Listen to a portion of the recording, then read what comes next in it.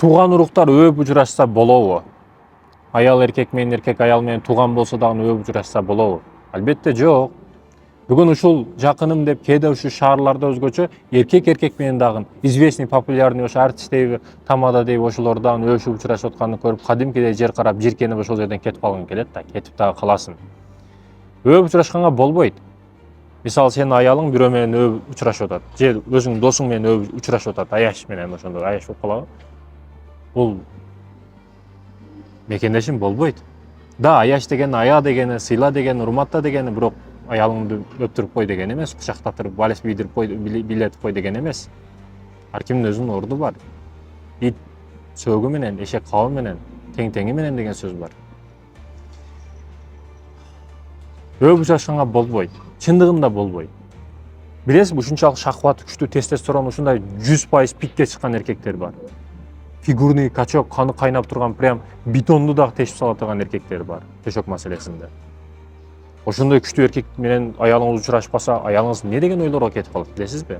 Бир көрсөм экен дейт ушуну. Сиз слабый болушуңуз мүмкүн физический жактан. Анын колу каттуу, ал улак чабат, колу каттуу, ага жагып кетиши мүмкүн. Колу ушунчалык катык болсо башка жери кандай катык? Ломдон айырмасы жок экен деп үмүт кылып, ар нерсени ойлоп кетиши мүмкүн да. Ошондуктан урматтуу эркектер эч качан аялыңызды бирөөгө өптүрүп койбоңуз. Өөп учурашкан болбойт.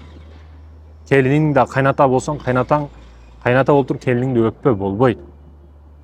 Кызы менен бир бөлмөдө жаткандар бар. Кызың менен бир бөлмөдө жатпа, бөлүш керек аны. Тамам? Ушул маселелер бүгүн тууганымго мындайго андайго дегендер бар да, жок. Сакташ керек, аралыкты сактабасак болбойт.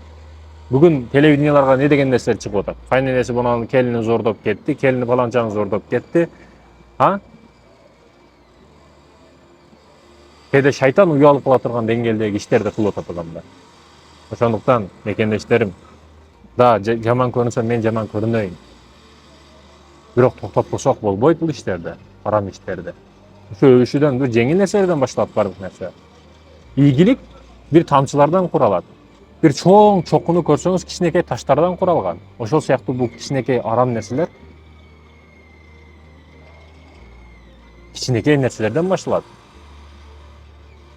Жүрөгүбүз аппак. Бир жаман иш кылсак, жүрөгүбүздө бир чекит пайда болот.